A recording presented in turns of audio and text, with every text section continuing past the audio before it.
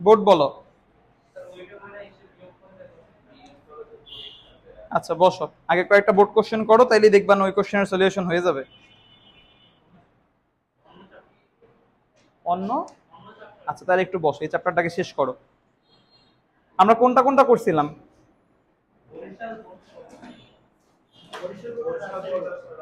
রাজশাহী 22 আর বরিশাল 22 না?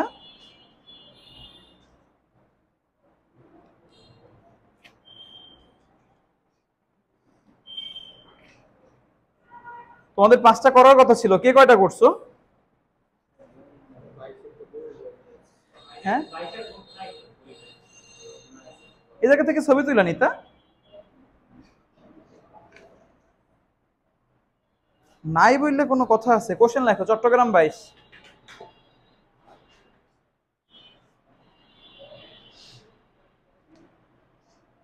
লেখো, তাপ সুপরিবাহী ও অপরিবাহী পদার্থের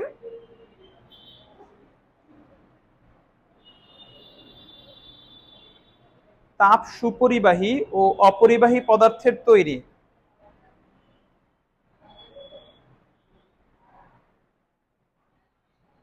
দুটি ঘর্ষণহীন পিস্টনযুক্ত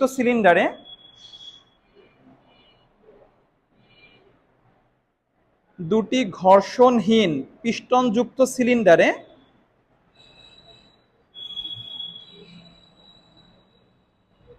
লিখছো 3 × 10⁵ প্যাসকেল চাপে 3 × 10⁵ প্যাসকেল চাপে ও 750 কেলভিন তাপমাত্রায়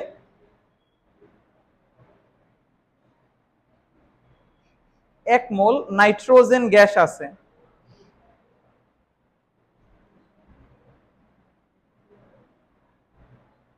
এক মোল নাইট্রোজেন গ্যাস আছে, লিখছো? তারপরে লেখো, অতঃপর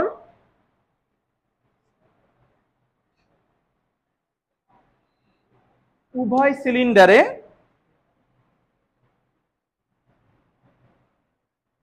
চাপের পরিমাণ অর্ধেক করা হলো।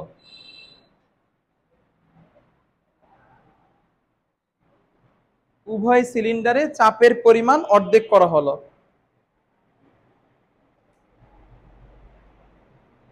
লিখছো? গ নাম্বার কোশ্চেন, অপরিবাহী সিলিন্ডারের চূড়ান্ত তাপমাত্রা নির্ণয় করো।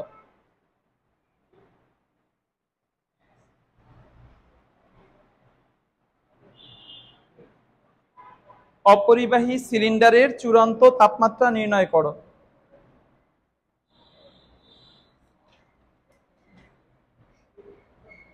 ঘ নাম্বার কোশ্চেন, সিলিন্ডার দ্বয়ের মধ্যে কৃত কাজের তুলনা করো।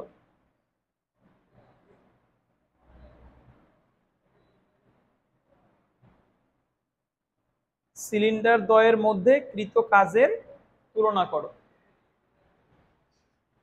কোশ্চেন লেখা হয়েছে?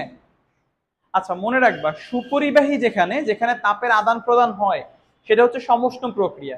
কি প্রক্রিয়া? সমষ্ণ প্রক্রিয়া। আর যেটা অপরিবাহী অথবা কুপরিবাহী ওইটা হচ্ছে রুদ্ধতাপীয় প্রক্রিয়া। বিষয়টা ক্লিয়ার? সমস্যা আছে? নাই? আচ্ছা, তাহলে গ নাম্বার বলছে অপরিবাহী সিলিন্ডারের চূড়ান্ত তাপমাত্রা। তোমাকে দিছে নাইট্রোজেন গ্যাস। নাইট্রোজেন গ্যাস মানে কত পারমাণবিক গ্যাস? গামা এর মান কত? 1.40। গ নাম্বারটা করো, রুদ্ধতাপীয় প্রক্রিয়ায় সিলিন্ডারের চূড়ান্ত তাপমাত্রা তোমার কাছে চাচ্ছে, এটা আমাকে করে দাও ফার্স্ট।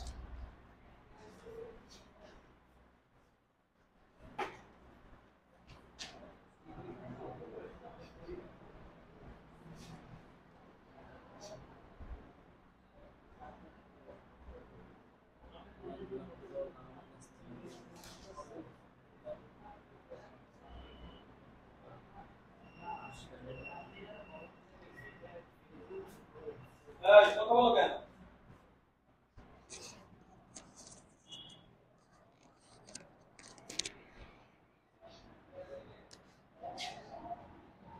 তাড়াতাড়ি করো।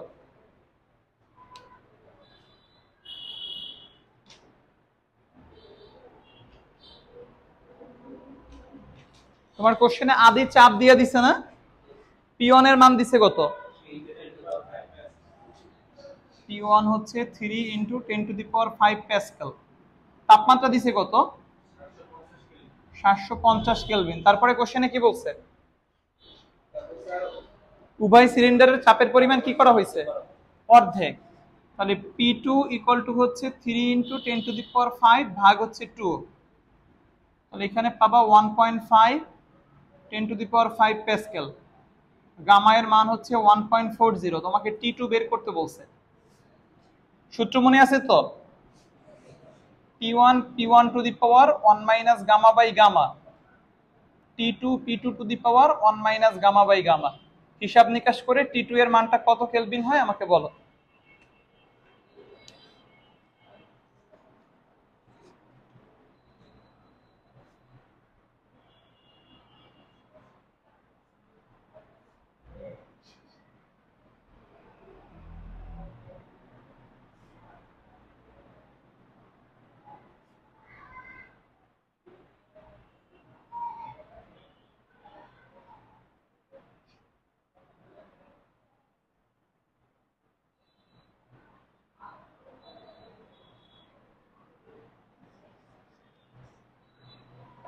কত আসছে आंसर?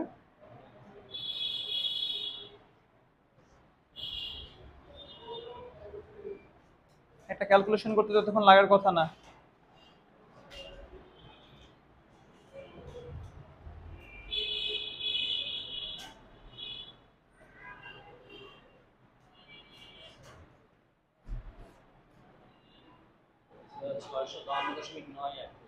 ছয়শো 15.952।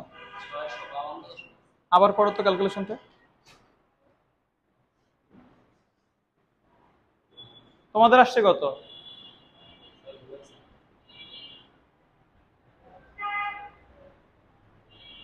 ক্যালকুলেশন করো। তোমারটা কই ক্যালকুলেটর?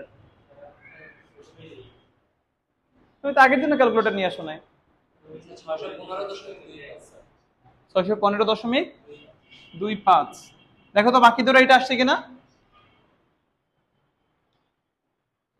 আচ্ছা লেখো।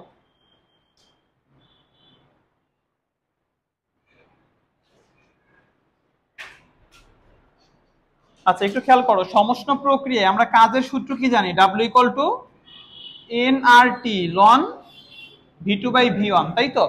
আমরা বয়েলের সূত্র অনুসারে এটা জানি, P সমানুপাতিক 1 বাই কি?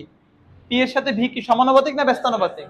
তাহলে এই জায়গা থেকে আরেকটা সূত্র লিখে রাখো যে nRT লন P1/P2, সমষ্ণ প্রক্রিয়ায় কাজের সূত্র।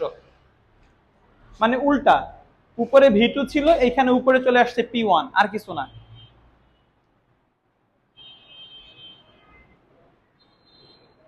লেখা হইছে? ঘ নাম্বার কোশ্চেনের দিকে তাকাও। ঘ নাম্বারে জিজ্ঞেস করছে কোন প্রক্রিয়ায় কাজ কি হবে? বেশি হবে। তাহলে এখানে একটা হচ্ছে সমষ্ণ প্রক্রিয়া, আর একটা কি? রুদ্ধতাপীয় প্রক্রিয়া। তাহলে এখানে লেখো, একটা দিছে সুপরিবাহী না? আচ্ছা, তাহলে এখানে তুমি ডিরেক্টলি লিখতে পারো যে সমষ্ণ প্রক্রিয়ার ক্ষেত্রে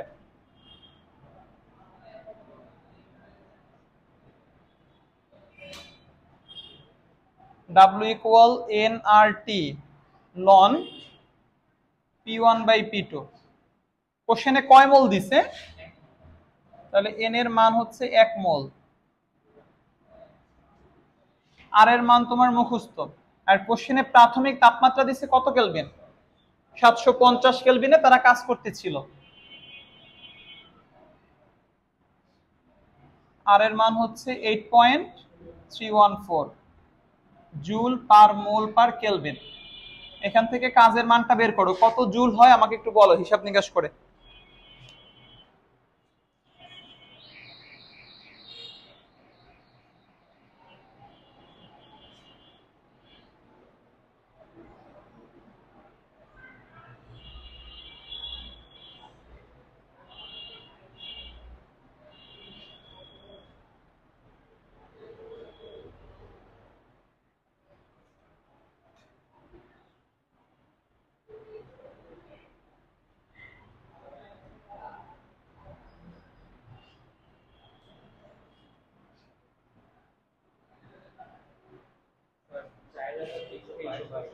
আচ্ছা 4322.12 জুল। রুদ্ধতাপীয়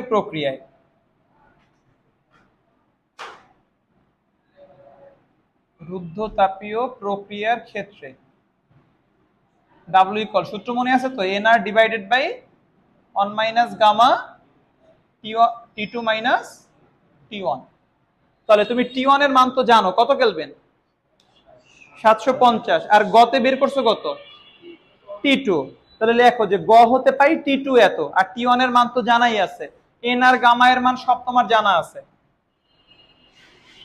বাকিটা করে ফেলো, লেখা নিও যে গ হতে পাই টি2 ইকুয়াল টু এত কেলভিন। বাকিটা করো, দেখো এটা কত জুল আসে, আমি শীটটা নিয়ে আসি।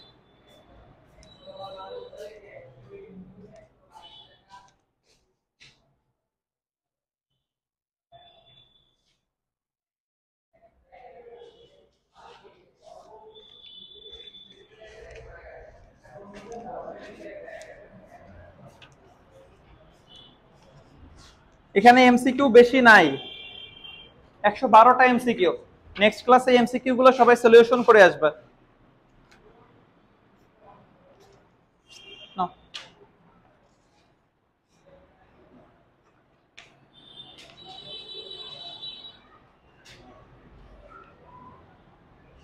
নাও।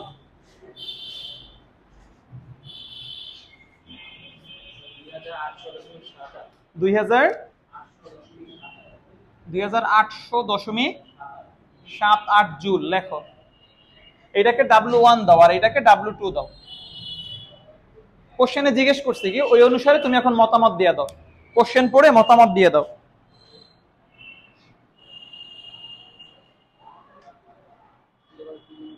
কি জিজ্ঞেস করছে কোশ্চেনে? তুলনা করতে। তাহলে W1 গ্রেটার দেন W2, সমষ্ণ প্রক্রিয়ায় কাজ বেশি হবে।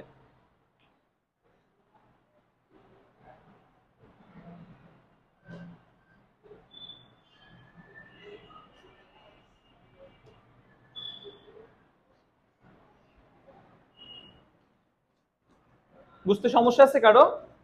হ্যাঁ, আচ্ছা তারপরে লেখো সিলেট 22।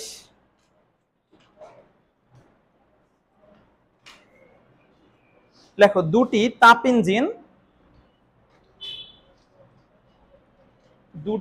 ইঞ্জিন 400 কেলভিন এবং 800 কেলভিন তাপমাত্রায় দুটি তাপ ইঞ্জিন 400 কেলভিন এবং 800 কেলভিন তাপমাত্রায় কার্যকর।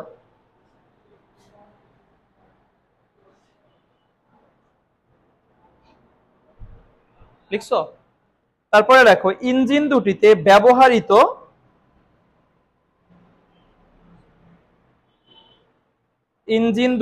ব্যবহৃত জ্বালানির আপেক্ষিক তাপ যথাক্রমে, আপেক্ষিক তাপকে আমরা যেন কি দ্বারা প্রকাশ করি? ক্যাপিটাল এস দ্বারা, রাইট। আপেক্ষিক তাপ যথাক্রমে 2000 joule per KG per kelvin এবং 1500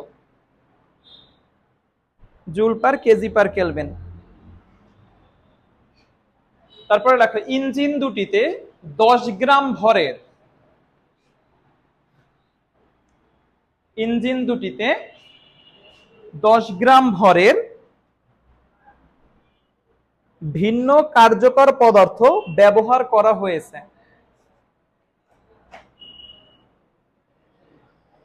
ভিন্ন কার্যকর পদার্থ ব্যবহার করা হয়েছে।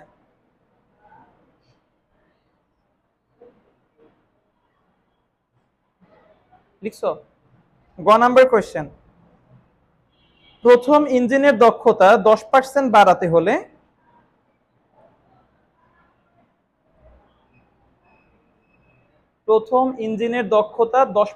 বাড়াতে হলে উৎসের তাপমাত্রা কত বাড়াতে হবে? উৎসের তাপমাত্রা কত বাড়াতে হবে? লিখছো? ঘ নাম্বার কোশ্চেন, উদ্দীপকের আলোকে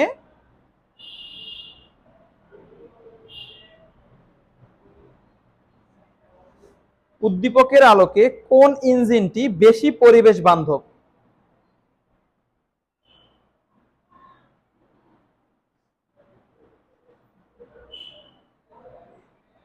মনে রাখবা, যার এন্ট্রপির মান কম সে বেশি পরিবেশ বান্ধব। কেন? কারণ আমরা চাই জগতে বিশৃঙ্খলা কম হোক, তাই তো? যেখানে এন্ট্রপি কম হবে সেটা বেশি কি হবে, পরিবেশ বান্ধব হবে। তাহলে গ নাম্বারটা একটু আগে করি। গ নাম্বারটা বলছে প্রথম ইঞ্জিনের দক্ষতা কত পার্সেন্ট বাড়াবা? 10% বাড়াবা। সেই ক্ষেত্রে উৎসের তাপমাত্রা কত বাড়াতে হবে সেটা একটু আমরা একটু দেখি। তাহলে প্রথমের ক্ষেত্রে আমাকে T1 আর T2 এর মান কোশ্চেনে দিয়ে দিছে, রাইট? T1 এর মান দিছে কত কেলভিন, দেখো এখানে।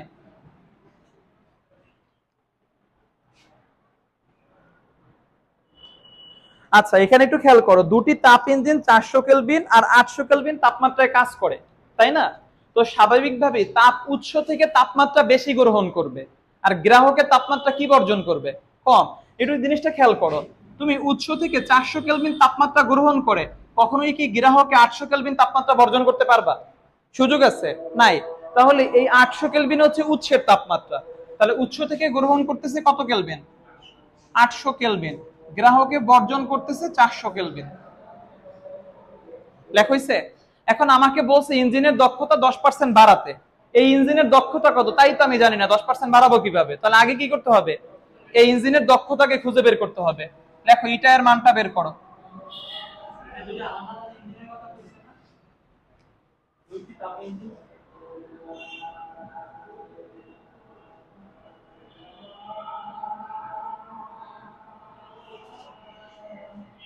আচ্ছা, এখানে উদ্দীপকটা একটু মানে কারেকশন করো, ওদের উদ্দীপকটা ঠিক নাই।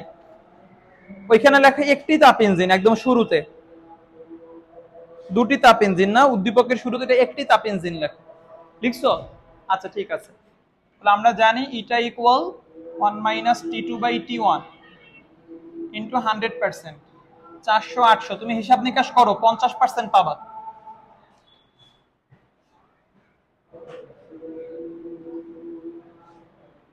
লিখছো? এখন ইঞ্জিনের দক্ষতা 10% বৃদ্ধি করলে দক্ষতা হবে ইটা প্রাইম 50 যোগ 10 ইকুয়াল 60%।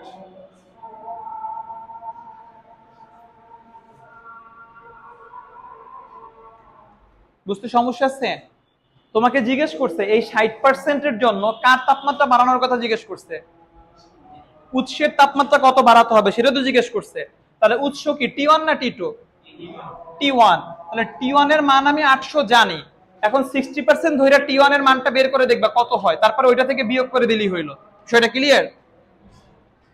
তাহলে এখানে এটা হচ্ছে 60% ইকুয়াল টু হচ্ছে 0.6। T2 হচ্ছে 400 কেলভিন। T1 এর মানটাকে খুঁজে বের করো।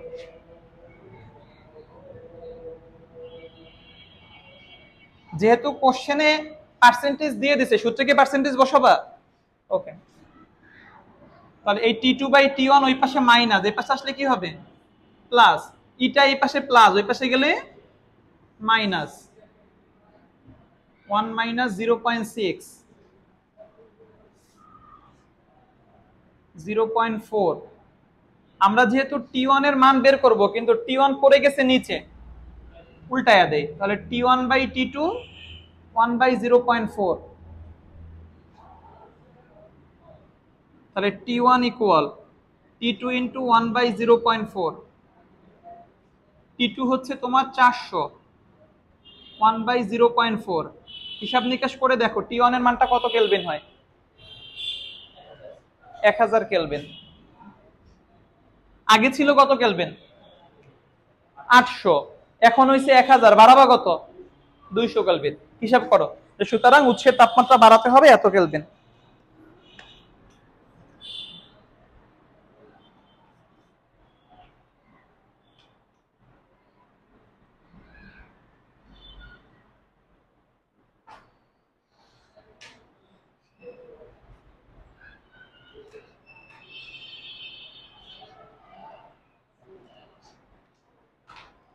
লেখা হয়েছে? বুঝতে সমস্যা আছে কারো? নাই না? ওকে। ঘ নাম্বার কোশ্চেনটা একটু খেয়াল করো।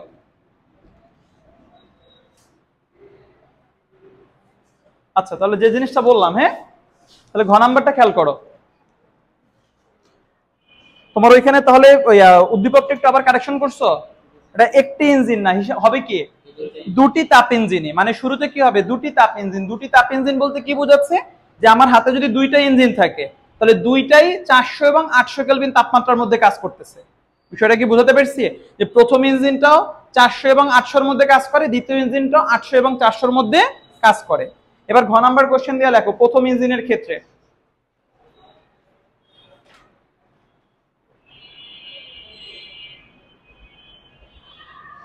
লিখছো প্রথম ইঞ্জিনের ক্ষেত্রে। তাহলে এখানে T1 হচ্ছে 800 কেলভিন, T2 হচ্ছে 400 কেলভিন। প্রথম ইঞ্জিনে কতটুকু নিয়ে কাজ করছে, এম এর মান কত, 10 গ্রাম, 10 ইন্টু 10⁻³ কেজি। আর প্রথম ইঞ্জিনের জন্য আপেক্ষিক তাপ কত, 2000 মনে হয়। আচ্ছা, তুমি এখান থেকে DS1 বের করো। তাহলে আমরা জানি DS ইকুয়াল টু হচ্ছে MS লন T2/T1। হিসাব নিকাশ করে এখানে দেখো কত আসে, এটাকে MS1। তাহলে M হচ্ছে 10 ইন্টু 10⁻³ S হচ্ছে 2000 লন T2 হচ্ছে 400 T1 হচ্ছে 800। কত জুল পার কেলভিন হয় দেখো।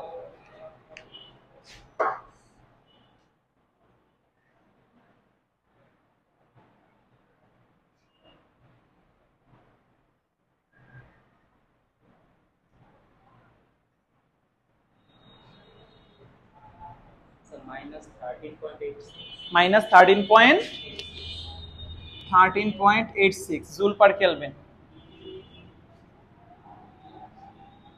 দ্বিতীয় ইঞ্জিনের ক্ষেত্রে সেম কথাবার্তা, শুধুমাত্র মনে হয় এস এর মানটা পরিবর্তন না, MS2 লন T2/T1।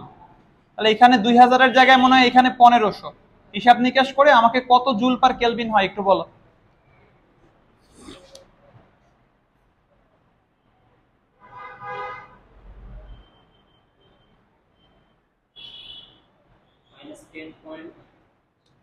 -10.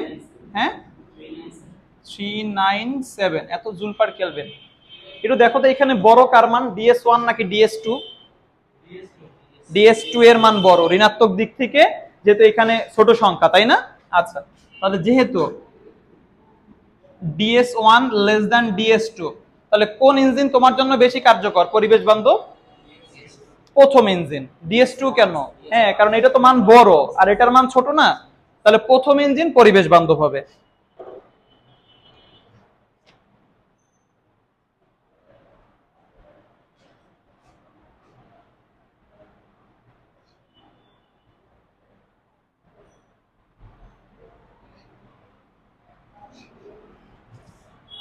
কারো বুঝতে সমস্যা থাকলে আমাকে বইলো।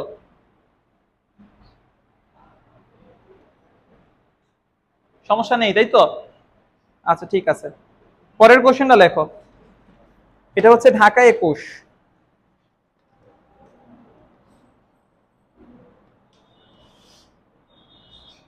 দেখো একটি ইঞ্জিন 321°C তাপমাত্রার তাপ উৎস থেকে 321°C তাপমাত্রার তাপ উৎস থেকে 521 জুল তাপ গ্রহণ করে।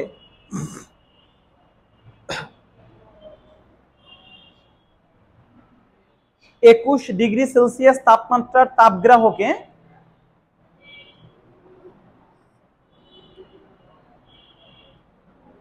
21°C তাপমাত্রার তাপগ্রাহকে কিছু তাপ বর্জন করে।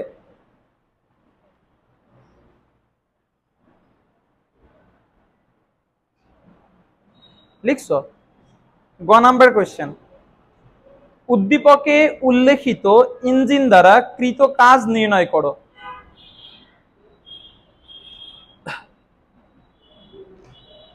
উদ্দীপকে উল্লেখিত ইঞ্জিন দ্বারা কৃত কাজ নির্ণয় করো।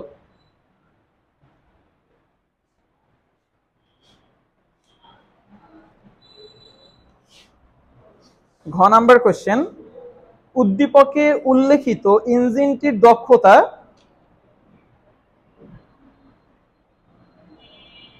উদ্দীপকে উল্লেখিত ইঞ্জিনটির দক্ষতা 4 গুণ করা সম্ভব কিনা।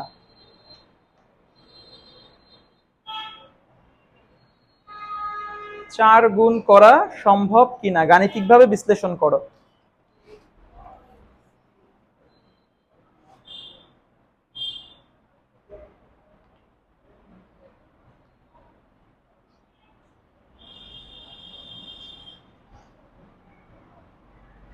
লেখা হয়েছে?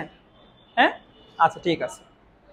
একটু খেয়াল করো, আমাকে কৃত কাজ জিজ্ঞেস করছে। আমরা আগের ক্লাসে একটা সূত্র পড়ছিলাম, W equal to eta Q. W equal to eta Q, মনে আছে সূত্রটা? আচ্ছা, একটু খেয়াল করো, তোমার কোশ্চেনে কিউ এর মান দিয়ে দিচ্ছে। উদ্দীপকের দিকে তাকাও, কিউ এর মান উদ্দীপকে বলে দিচ্ছে। তাহলে তোমার লাগবে কার মান বের করা? ইটা এর মান।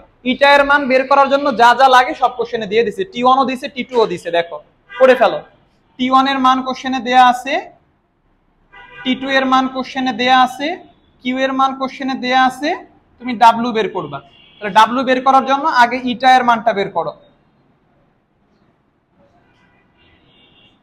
তারপরে ডাব্লিউ এর মানটা বের করো ওই সূত্র অ্যাপ্লাই করে। তাড়াতাড়ি করো।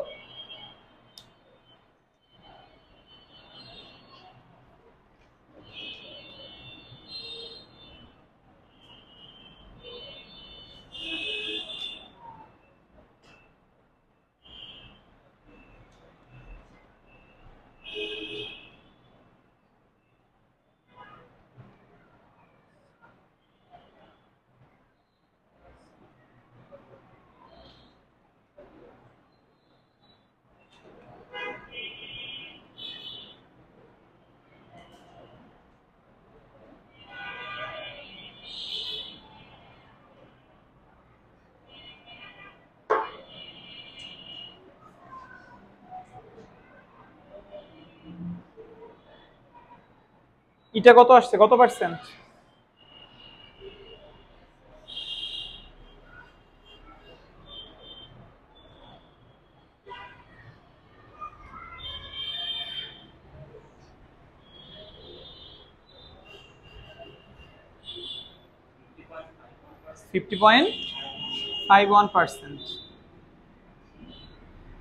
আবার ডাব্লিউ ইকুয়াল টু হচ্ছে ইটা কিউ। তাহলে ইটা এর মান, তাহলে এখানে 50.51 ভাগ হচ্ছে 100, আর কিউ এর মানটা বসায় দাও। হিসাব নিকাশ করে দেখো কত জুল হয়।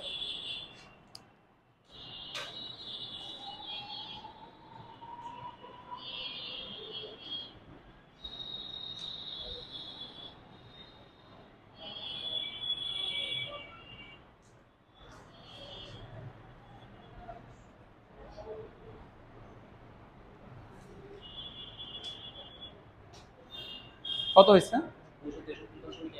লেখা ফেলো, 263.13 জুল।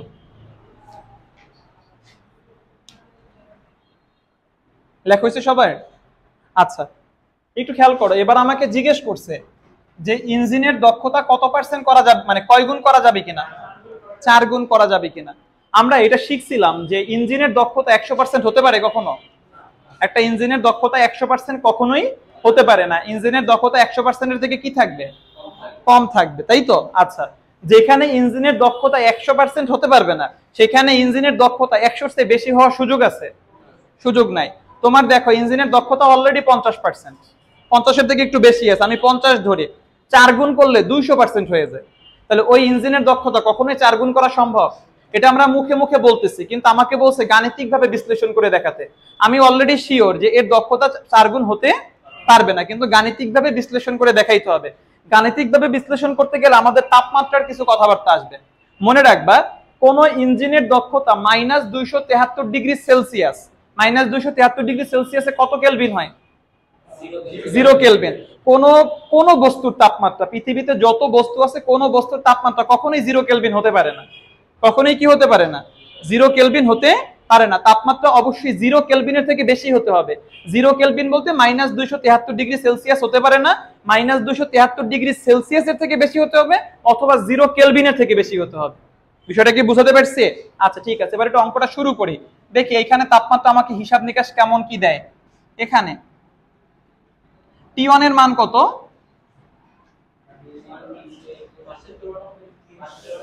594 কেলভিন, একসাথে লেখা দেই। আর T2 কত? 293 কেলভিন। আচ্ছা, গ হতে পাই এটা হচ্ছে 50 পয়েন্ট কত? 51%। আচ্ছা লেখো, মনে করি T2 294। আচ্ছা, মনে করি ইঞ্জিনের দক্ষতা 4 গুণ করলে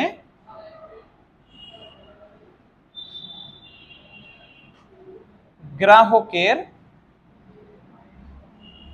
তাপমাত্রা হয় T2 প্রাইম। আমি গ্রাহকের তাপমাত্রা দিয়ে হিসাব করতেছি, তুমি চাইলে উৎসের তাপমাত্রা দিয়েও হিসাব করতে পারো। বিষয়টা ক্লিয়ার? বুঝি নাই? উৎস দিয়ে করবা, করো, তোমার যেইটা ইচ্ছা, কোনো সমস্যা নাই। T1 প্রাইম এখানে ইটা প্রাইম ইকুয়াল টু হচ্ছে 4 ইটা, তাই তো? তাহলে 4 ইন্টু কত পার্সেন্ট? 50.51%। এটা 200 দশমিক কত হয় দেখো তো? 200 না, 202। হ্যাঁ, 202.04% ইকুয়াল 202.04 ভাগ হচ্ছে 100। তাহলে এখান তুমি পাচ্ছ 2.0204। আমরা জানি eta prime 1 minus T2 by T1 prime, তাহলে 2.0204 plus T2 by T1 prime equal to 1, বা T2 by T1 prime 1 minus 2.0204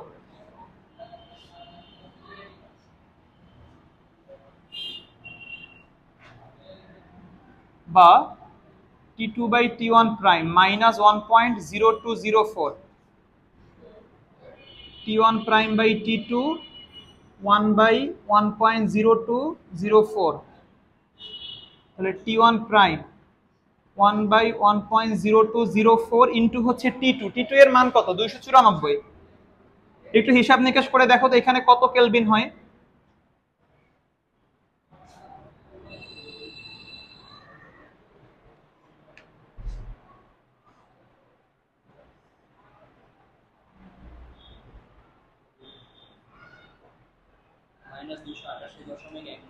-288.12 kelvin. এটা কখনো সম্ভব? আমরা জানি 0 কেলভিনের থেকে নিচে হতে পারবে না, সেখানে -288 কেলভিন সম্ভব। তাহলে এটা লেখা দাও, যা কখনোই সম্ভব নয়।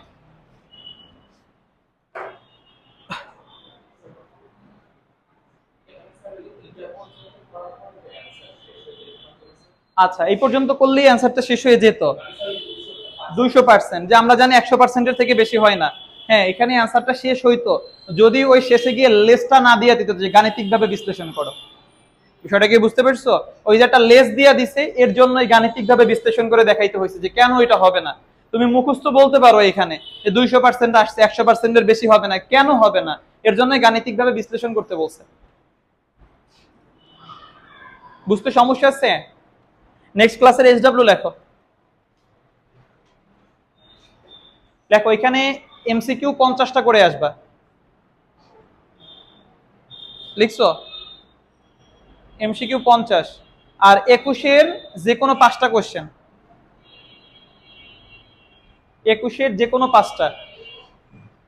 আর এইটার সাথে জ্ঞান অনুধাবন, ওই যে ছোট যে বইটা আছে ওই বইটা একটু নেক্সট ক্লাসে সাথে করে নিয়ে আসবা। একাডেমি থেকে যে বইটা দেওয়া হয়েছে অবশ্যই সাথে করে বইটা নিয়ে আসবা। নেক্সট ক্লাসে ওই জায়গা থেকে জ্ঞান আর অনুধাবনমূলক প্রশ্ন জিজ্ঞেস করব।